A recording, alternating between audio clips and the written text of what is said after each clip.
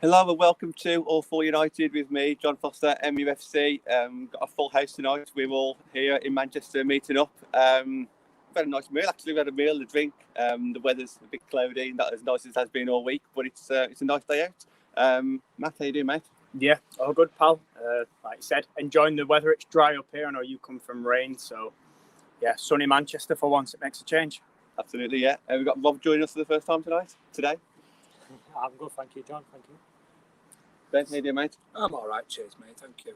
Ben's got a lot of beard talk today in the pub. The guy in the hotel, what's it called again? Hotel football. Loving Ben's beard. Nat, you okay, mate? Yeah, I'm good. For regular, me and Ben, Matt, been here a lot, so we obviously remember Ben the Viking that you were saying. So yeah, it's good food, good crack.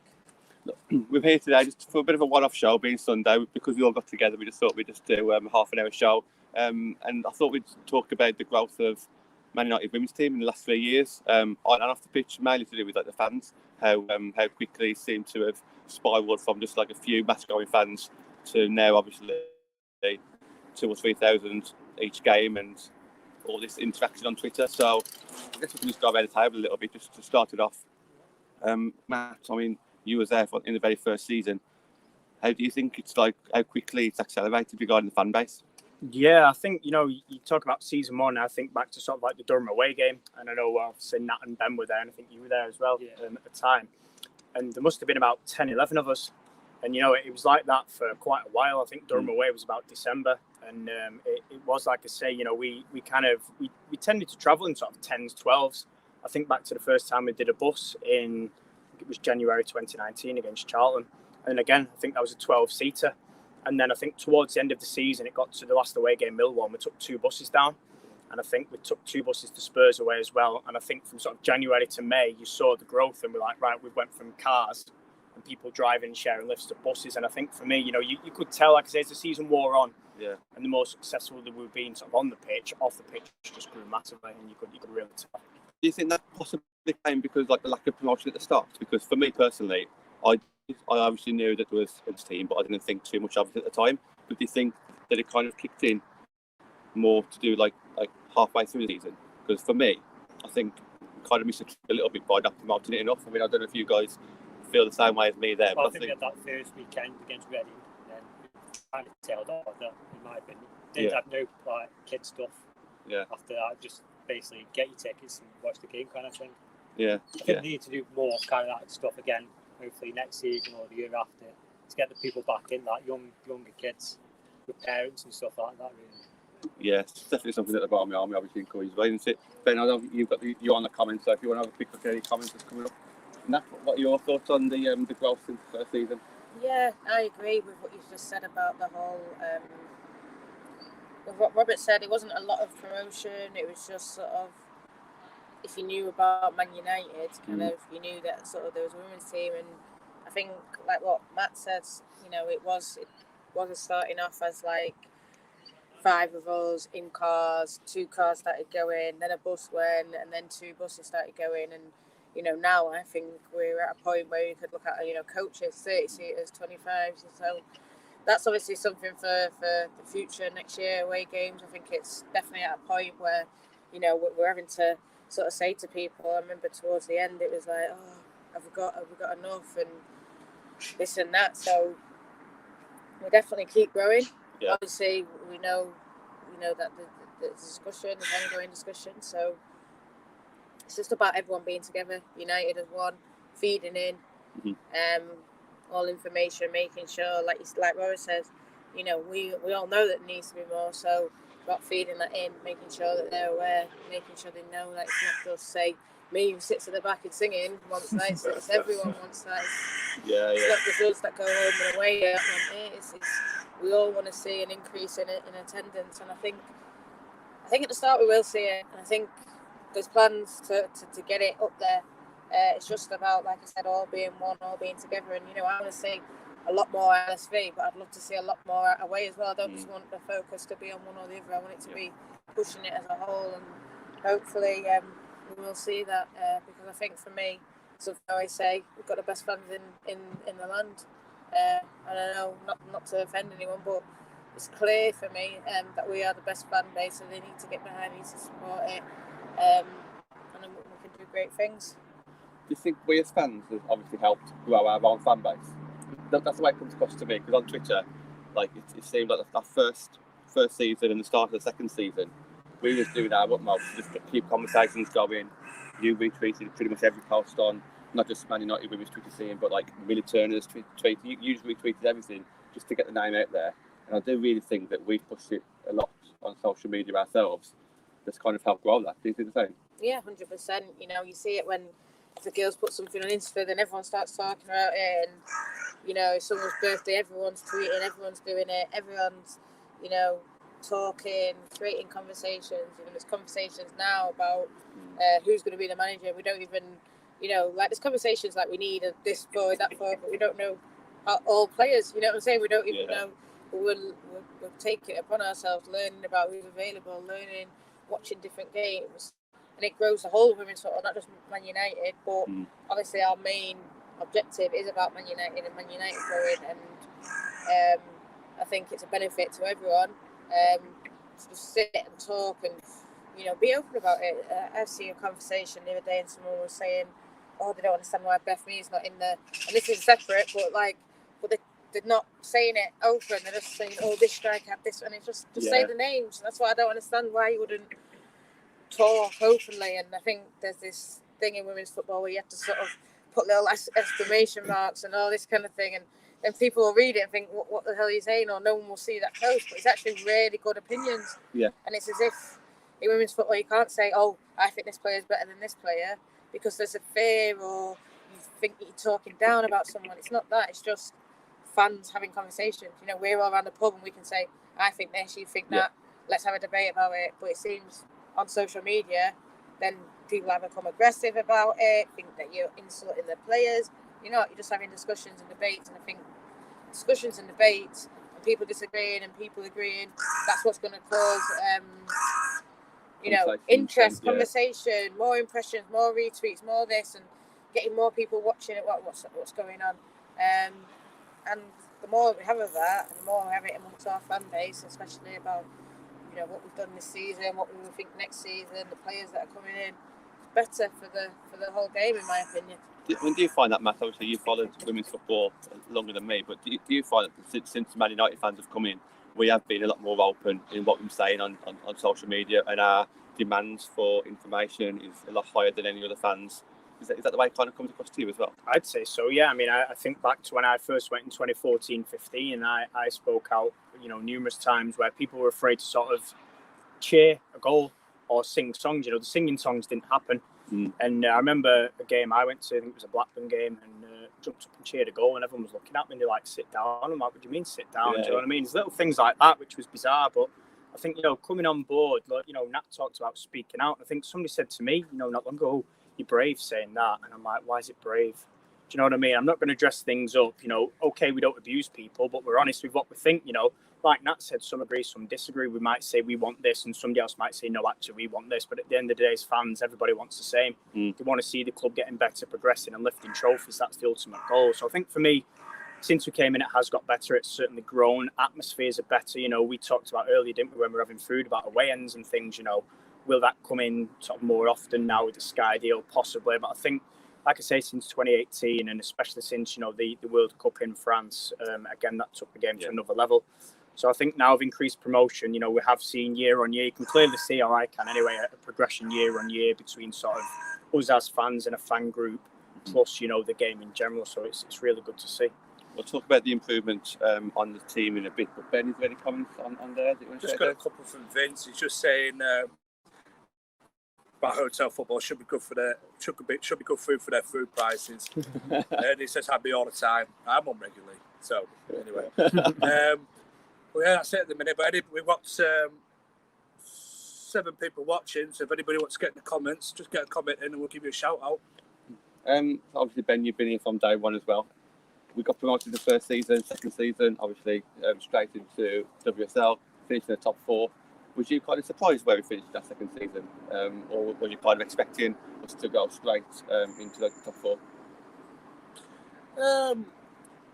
I wasn't surprised, mate. I thought we could do it. Listen, I didn't think we were challenging top 3. No, I didn't think we were getting certainly top 2. I think at the time with the Champions League places before it became top 3. I certainly think we weren't going to challenge in there. And these lot are laughing because someone with a better beard than me. Ben's twin. But yeah, top 4 was good, mate, first season.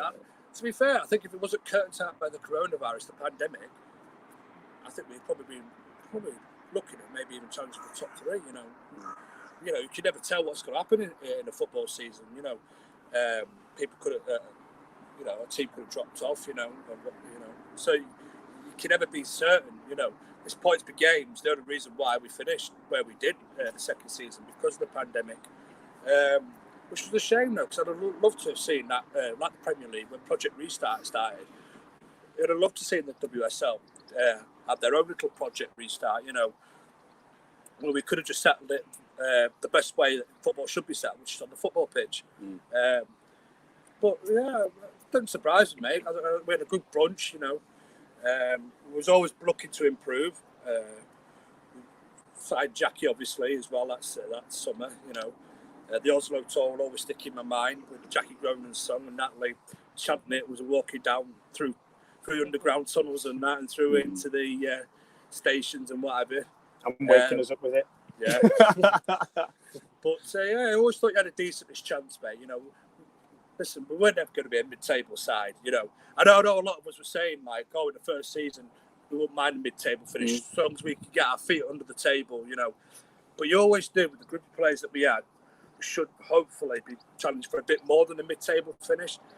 So finishing 4th didn't surprise you, mate. I think we certainly gave a couple of teams, a couple of bigger sides, a good running for their money as well. They weren't battering us. 1-0. And even now, you look at it now, with the exception of maybe the City game at the Etihad, the small mini council house last season, none of these big teams really blown us away, battered us like what people have expected. You always look at the comments, especially on social media when we won the championship. Everybody was saying, "Oh, you won't do that well in the WSL. It's a different ball game." Then some of them players you've got are not putting up well. Last season and this season proved that them players are good enough. And I know we've talked about it might be a mass sort of chopping, if you will, at the end of this season. For the summer, going into what we can buy, what we can bring in. But to finish 1 point off the Champions League place, or as Matt said yesterday, 2 points yesterday, last season off the Champions League place, just goes to show the group that we have aren't as bad as some people make out. But yes, back to your original question, it did not surprise me whatsoever that we finished 4th in the first season. But as I said though, had it gone and been settled on the pitch, Project Restart, anything could have happened. And we could have maybe finished a little bit higher. I'm not saying that we would have done, but there's always that possibility because football, certainly a football match and a football pitch is where it should be done, and not this point per game. But it is what it is, and it doesn't surprise me whatsoever, pal. To be fair, We've talked about how the team's progressed. How about some of the individual players, Rob? So like the players like Tooney, Hansen, Amy Turner. Where they've come from the first season to where they are now. I think they've come a massive way. What do you think about that one? I think Tooney this season's massively improved on where she was from the first season with the goals and assists. I've been really impressed with her. It's a shame we weren't in the stage this season because I think she could have got more goals and assists, to be honest. I think Hansen's slowly but surely getting there with chipping and assists, but she's not like a constant run in my eyes. Yeah. We've been chopping and changing. At the end of the season, we had Heath out there. Yeah. And then we had somebody else out there. So she wanted to restart it, but it didn't really help her. Like running games, you need running games to get to the goals and assists kind of thing. I think Jackie's been probably our best player in midfield, in my opinion. I think a lot of people agree with Jackie. Box to box, really. From where she was in that first season at WSL, I think it took her 12 months just to settle into the league again. Yeah. And then she's come on leaps and bounds again this season. When she'll open next season, she goes even better. Chips in more goals. Well, I hope she chips in with some goals and assists. Yeah. it's been unfortunate with the season before, but it's one of them. And like the other players, I think Millie and Amy probably been there or thereabouts. They've been in the first 2 seasons. I think been really impressed with Honor. Probably been our best defender overall. Yeah. I think the stick Mary gets it sometimes. I don't get it because agree, Matt said, when you said it about clean sheets, she's up there with clean sheets compared to Ellie Roebuck and Berger. So I don't see the beef with her really, but overall, I think the team's been really good going forward. Do you want to just jump on one of the comments there, Ben? Yeah, John Fry's come on. As John is drinking San Miguel, is that a hint on a new manager and players? I'm drinking San Miguel. I've already finished mine. And what I do want to say about San Miguel is it's Spanish. Yes. Yeah, Maria Fry, different class. Nat, do you want to answer this one here? Vincent asked, what's happening to the flags of players that have left, for example, Casey, or players that will leave, should I say? We've always had players' flags. We've always had players' flags that have left. Yeah. We have a Molly Green flag, still around. We have an Amy Palmer flag, still around. We have Charlie Devlin flag. And I think what's happening is they'll still be around, you know. They're still there. Still not going to just go. I think the thing is with that, you know, they can still, you know, I mean, like, you might put them up around the house, for example, or something, but I know that Chamberlain one, you know, she still does work for MUTV, so something like that, you know, we can still take that to games. Maybe if it's an England game, something like that, you could take that. Well, that's it, yeah, I know, because we took them to England, the Amy Palmer one, the Lauren James one. So, yeah, that's the point, actually. And plus, if they play for the international teams, like England or something, there's a flag there. It doesn't have to be England, does it? That's it. No, absolutely. So flags are still a big part about that. We've been to particular tournaments, to St George's Park. We've had a massive Lauren James flag that's hung up and got plenty of attention from the media. So you know, they're never going to be redundant. We'll always find a way of using them. And I mean, I think I remember Spurs in 2020. Well, 20. So just before COVID locked us down, we played Spurs away, and Charlie Devlin was playing for Charlton at the time, and we knew that she was going to be at the game, and we hung her flag up. And I said to her, Charlie, there's your flag. And she was like, oh, that's sick. Oh my God, I can't believe it. But we're not going to throw them away. I mean, listen, maybe if any player wants their flag, you know, that's something we could do. But they're still around. I've got everyone's flag still knocking about. So, you know, even if Molly or Palmer, everyone it's there for them. That brings on to my next subject about how the team has changed now. So obviously from that first season to what we've got now and potentially got next season, that, you know, it has changed a hell of a lot, hasn't it? You know, we've got players from abroad now, and some of those have obviously been, you know, World Cup winners, European Cup winners. How have you seen it? I think it's changed quite quickly in that, 3 years. How about yourself? Well, yeah, I think it's got to the point. I mean, Ben was saying, a lot of people were saying these players aren't good enough for Champions League, for the WSL, and they get found out, but then they're sort of up there, sort of sitting top of the league. So obviously they are good enough for WSL. We're hearing a lot of them are going to get WSL teams. And these were people saying, oh, you know, last time so-and-so was in the WSL, they didn't get this many, but now they've got up there 20 goals plus. So they are gonna do well, and you know, I think it's a credit to those players, like what Rob was saying about all of them. But in terms of the players that are going to potentially come in and the players that are going to go, I don't think there's like anyone that, maybe a couple, you know, TNC and James we want to keep. We hope that they can stay, but not in a, you know, difficult way. This way I say opinions. The players that are probably going to go, how much game time have they had? How much influence have they had on the team? How much have they contributed this year? You know, it's going to be people that are sitting on the bench. And I think what we see is that we need to improve our first team, because everyone always needs to improve their first team, but we need to definitely improve the squad, improve the people in the bench. We have good numbers, but I think we can get more. We need a lot of squad depth. Yeah. That's really hampered us for that Champions League, to be honest. Because when we didn't have Russo, Tobin, Leah, we had no one else really. Who was good enough. I want to say good enough. I don't mean good enough for the WSL day in, day out. You need the same standard that are going to push us into the top 3, into the top 2, winning trophies. So you know, I don't think anyone's going to think, oh, you know, I should have really gotten, you know, if God forsake they do go. I don't think anyone's going to sit there and say, no, I deserve to still be here. I think it's sort of a case of thank you for everything. You've got us this far, you've built us up. Even me looking at it now, I'm so devastated that Casey's gone, but then at the same time I'm thinking, well, is it the right time? Because, you know, she said it was a failure. I agree.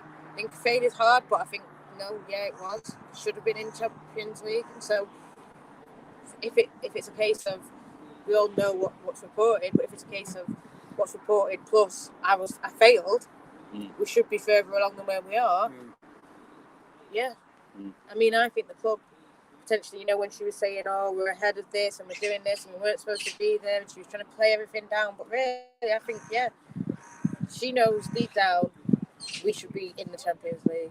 There's teams in the Champions League that we're probably better on par with, and, you know, we didn't get there. Whether you can say this and that about injuries, but games like Brighton, that's what cost us, really. Brighton, Reading. I think half them teams in the Champions League going through the league path. I don't think they're good enough.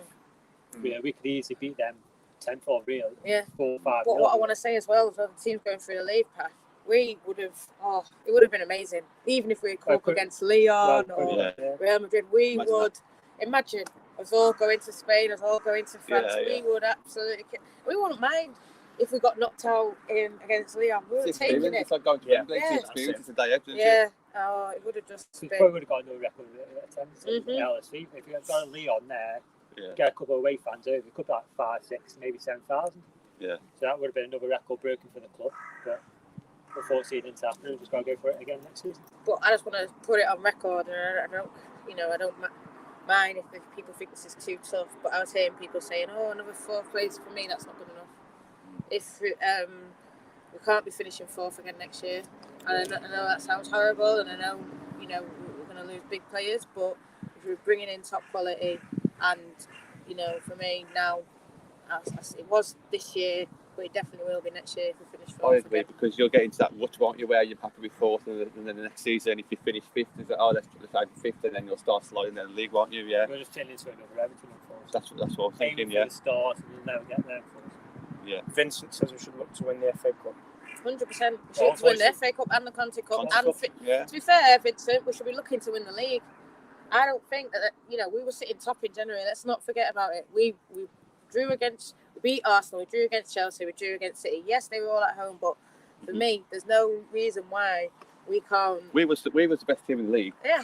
For half season, wasn't we? Yeah. So for me, I think, why can't you just do that for a full season? Well, I think the new manager might come in and think, I've got these players, so prioritise getting top 3 and a trophy, or go fully out and go for the league and no trophy. Or guarantee Champions League, but that all depends on who's coming in and their thoughts on, I've got this squad, should I just try and go all in for the league, or try and concentrate and try and get top 3 and get a trophy, which is a bonus, but it all depends on who comes in. It does. Matt, speak about coming in, like obviously when all these new players have come in, obviously we've seen new fans come to the club as well. Mainly on Twitter, because obviously we haven't been to the grounds. How do you think that's improved and grown our club and fan base? Yeah, good. I mean, I said to you, didn't I, when we were sort of planning to do this show, that, you know, since sort of the likes of Jackie came in, there's a whole load of sort of fans from Holland that, you know, may not have even been Man United fans. They may have just followed Jackie. And, you know, they've sort of interacted with us on Twitter. And then you see fans from Spain because we've had Ona. And you see, you know, fans from America because of Tobin and Kristen. You know, we've spoken to people, we've had people on podcasts who said, you know, I'm now a Man United women's fan just because you simply got Tobin and Kristen. Yeah. You know, I'm sure, like I say, it's like that for Jackie. It's happened with Ona.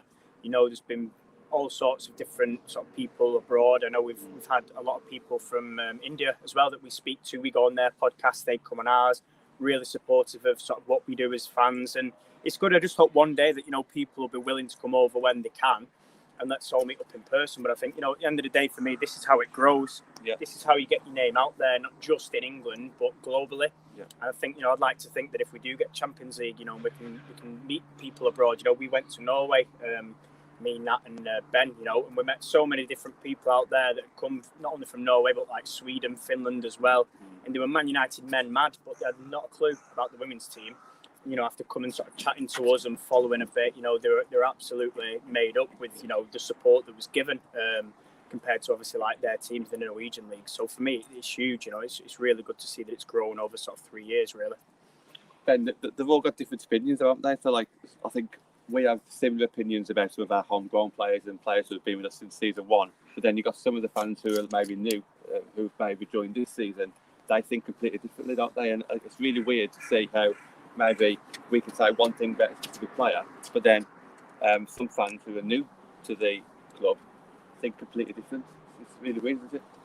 Football's all about opinions, isn't it, John? At the end of the day, but what I don't like is when I see people digging out players and slagging players off, and people that have agendas against players. It happens in the men's game. The men's game's absolutely awful. And it's starting to sort of creep into the women's game, I've noticed now as well. It's like, if you don't think a player's good enough, fair play, that's your opinion. But to go and hammer the player, on Twitter, for example, if you're at the player, attack the player in it and in your post, I think it's just wrong. Yeah. You know what I mean? If you go, look, I don't like this player because of this and that reason, fair enough. We're all different. We all have different favourite players, for example. We all have differences of opinion on how the game should be played. But the one good thing, and I always harp on about this about Manchester United fans, what we used to be like, we used to always stand by our own. It doesn't matter how badly they're performing at this particular moment in time. It doesn't matter how, it doesn't matter what their form is like. We always stuck by these players. We always made sure that they got that extra little bit of support. Just give them an extra little bit of a push, or try to give them a little bit of a push. But now you see, social media makes it so much easier for now people to start hammering on players.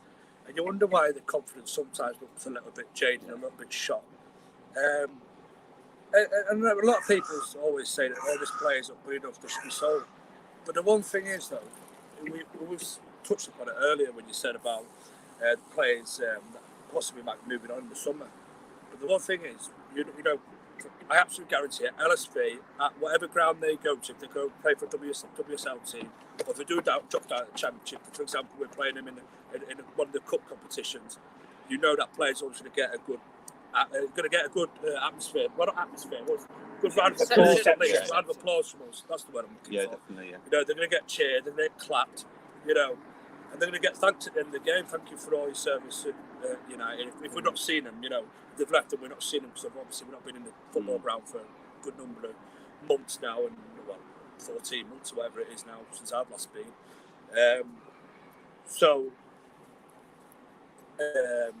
At least we can wait to them at the end and say, good luck, we wish you well at your next, whatever next club that they're at, hope they're well for all the best. And then we might banter with them a little bit, give them a, like United fans always do when Ronaldo come back here, or Beckham, and they get a clap and they get a massive cheer, and first time they touch the ball, they get a little jokey boo, but that's all done in banter and all done lightheartedly. But it's just, I keep going on about it. Football is all about opinions, and I don't mind about opinions because we all have the same opinion. It'd be boring. People won't be watching this, If all of us here, all five of us here today, just agree with everything that we said, each of us said, it'd be boring. It would be a boring show, wouldn't it? So I do agree, but I just don't agree with people that hammer players and go on and players and start sending vile comments and everything. Just keep that to yourself. Keep that to your mates in the pub or whatever. But just be a bit respectful of these players. They're representing Manchester United, the wall, the famous shirt on. Just give them a bit of respect, and no matter what you think of their performance, no matter what you think about them as a player, just give them a bit of respect. They're representing us, and should always be respectful of that. But as I said, football's all about opinions. Nobody's having a go at that. It's just be a little bit more respectful. Is what I would say. So on that then, just before we finish the show, regarding opinions, who's everyone looking forward to seeing the most next season? I want to start off by saying Leslie Musso. So I think last season she really started off the season really well. I think she's going to be our main striker next season. I do think she's going to bang in a load of goals. I'm really looking forward to seeing Leslie next season. How about you, Matt? I'd love to agree, but I've seen her before, so I know what to expect. I think it could be someone that you've seen before. Yeah. Do you know what? forget it. We'll agree. Okay. We'll go. I'll go with Leslie. Just because, like I said, I'd sort of seen her. First time I saw her was England under-17s because she was in the same team as Tooney, and then saw her at Chelsea Devs, Brighton, and then sort of briefly followed her in America. And I think what you see is what you get. When she's fully fit, how many times have we scored a goal from a cross with a header? And I think back to that West Ham game when she headed that ball in from, I think it was Leah's corner. We never have that. So I think for me, she offers something different. Her debut, Brighton at home, you saw her come deep halfway line to win the ball, to then go back and take on half the team. And I just think it's that sort of confidence at that age that we need, and just something different. So, for me, we've not had a forward like her before that's sort of so unpredictable. So, like I say, I've seen what she can bring. I know what we're going to get. I know how far she can go. But yeah, really excited just to see her fully fit, and a full season from her. I think for me would be, that and Tooney to kick on as well. Obviously, I can't leave this without name dropping Tooney, can I? Rob, how about yourself, mate? I'll probably go for Anna, really, because the way she's come into the club from a different country, adjusted straight away, to be honest. That first game against Chelsea, I think she's probably our best player. She was. Straight off, got man of the match.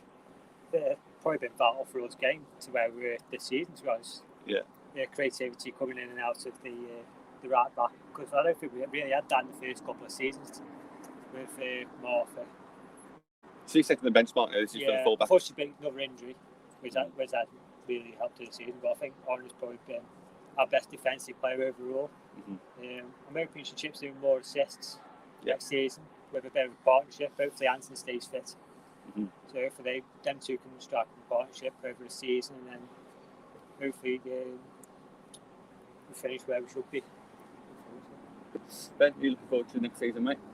See all the fans, mate, more than Good point. Ben's favourite player is the 12th man. To be fair, I can wait. Players come and go, and we fall in love with players sometimes a little bit far too easily, and that's why it's sometimes heartbreaking when you see one of your particular favourites going from a football club. But the one bunch of people that are always there is your fans, and I miss them, all right, our group are all right. We make crap regularly now since the Lord's allowed us to, and then we see each other online and what have you. But just to see everybody else, just see the rest of the Barmy Army. I've not seen them in absolutely ages properly.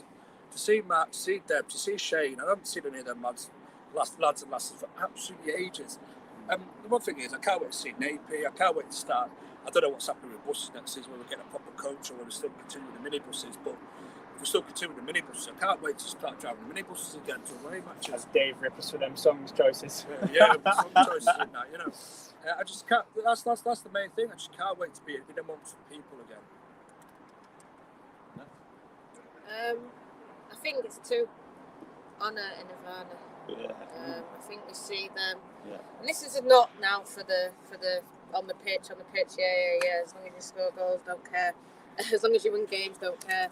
I'm talking about off the pitch, about the energy, the bubbliness, the excitement, the dance passion, moves. the dance moves, the TikToks. They've got something. Ivana's definitely got something. I saw her do a video the other day, and she was like, next year we're going to be a Champions League. Next year we're going to do this. And I'm ready for that energy. Because that energy, even Lucy Stan, the way she sort of was like, boom, I'm ready. And then when they're ready, that I thrive off that, and then they thrive off us, and then that's what raises all the tension. Yeah, the chemistry between the fans and the players. And it doesn't, like what Benny says, they come and go, and when your favourites leave, you'll be upset. Yeah, but then some more favourites will come in, and you'll thrive off what they're doing, and that's what it's all about for me. So I can't wait for being back, and that chemistry between the fans and the players is going to be really, really good. It's something that we've all waited for. We all can't wait to be back in together. Absolutely. Go on, John. No, that is this. That is this. Obviously, You're not picking one. No, I said Russo. That was the Russo at the start. Yeah. Of course. Too many drinks. Sorry. But yeah, we are going to call it a day. Just wanted to do a bit of a short video there, just while we was all together. But yeah, tune in to tomorrow's live show Monday night. It'll be me, Ben, Nat, and we've also got Simon. He's been on the show before, so he's going to be talking a little bit about Bunny Shaw, a little bit about LJ, and some other topics as well. So it's going to be a great show tomorrow night. I think that's 8 o'clock. It's a bit later tomorrow night, so 8 o'clock. So please tune in, hit the thumbs up, please retweet this if it's on Twitter, and we shall see you again soon. Thank you, guys. Cheers.